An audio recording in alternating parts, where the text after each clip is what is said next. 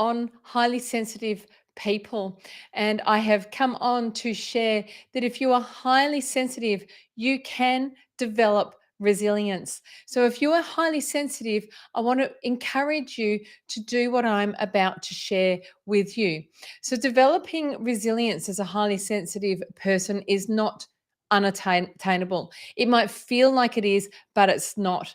It is possible. How do we go about developing resilience? Well, it's in the same way that we change anything about us, anything that we want to grow in. We need to make little tiny daily adjustments.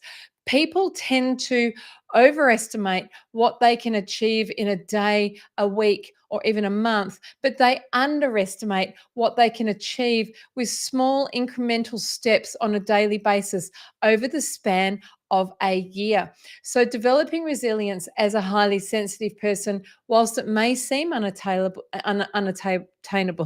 it is possible.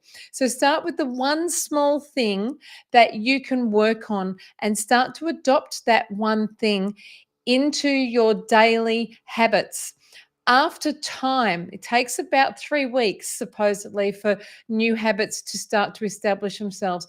But after time, you will find that that thing that was so challenging for you to do on a daily basis gently becomes habit.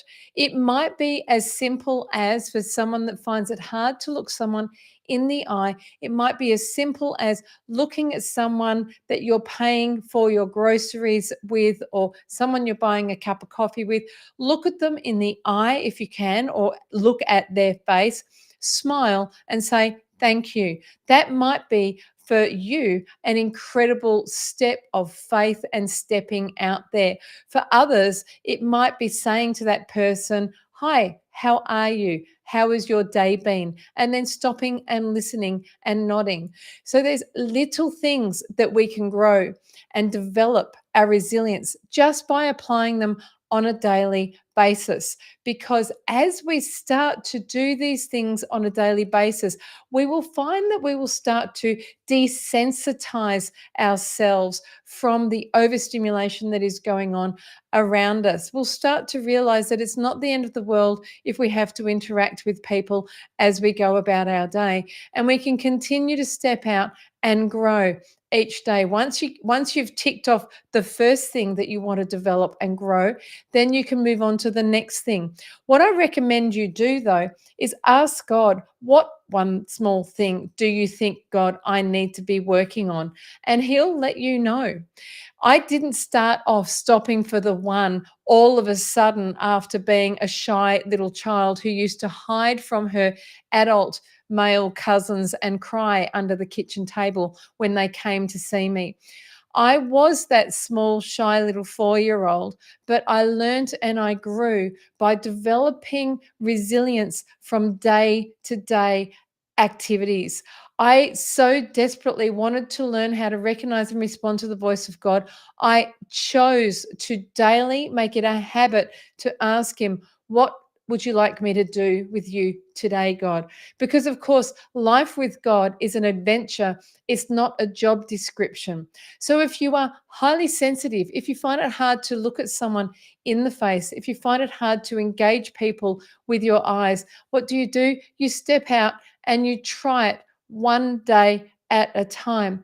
Because the fascinating thing about it is that what we do with intentionality each day, if we will continue at it, we overestimate what we can do in 24 hours, but we often underestimate how much ground we can take over a year of taking small incremental steps.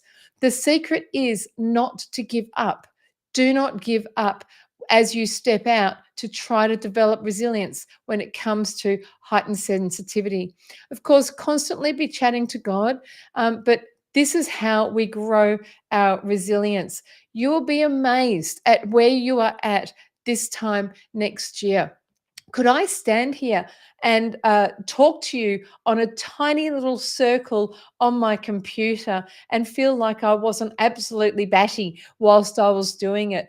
When I first started doing this a number of years ago, no, I just started to try it. I attended Zoom meetings. I kept my camera on.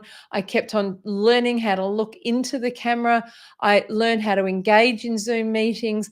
I would practice going live in a private Facebook group, and I would make mistakes. And a lot of you who have watched me over the years will know that I've got better and better at it. I'm not perfect, but I'm turning up and I'm doing what it is that I have committed to do, turning up, going live twice a week, speaking to you. It's the same with everything that feels stimulating, overstimulating to someone who is a highly sensitive personality type. Posting publicly on Facebook can feel overwhelming to me. Those of you who've been on Facebook for decades, you might find that strange, but I was new to Facebook in 2020. It was overwhelming, to say the least. So I just kept on showing up in obedience, and I've developed some resilience to the point where sometimes now, if people attack me or they're unkind, I'm better at just going, okay, I'm wiping that off. I just bless them, Lord, in Jesus' name. So we start where we're at. We don't worry about comparing. We don't look to the left nor to the right. As Paul encourages us, run your own race. Comparison, I've done a live about this. Comparison comes from the pit of hell. You are never going to come out well. You're either going to come out overinflated or discouraged. So just ask God, what do I need to do? Celebrate those people that are making the small steps, and then step out and you make your first step as well. Find a community that can encourage you. I have a beautiful friend called Karen Brough. She's Karen Brough, author, Brough. She's highly sensitive. She's beautiful. She's an author, written beautiful children's books and a book and some book series on healing. She encourages me behind the scenes. She goes, Beth, good job. Well done. You showed up. You're getting some home runs. She's constantly in my corner telling me how I'm doing well, and I try to do the same thing for her. Find a running partner that is safe, that you can go, oh my gosh, I stepped out and it was just crazy, but I did it. I did it. And celebrate yourself. Every day that you step out and do something hard, celebrate yourself. This is how we grow strong. This is how we continue to step into what it is that God is calling us to do.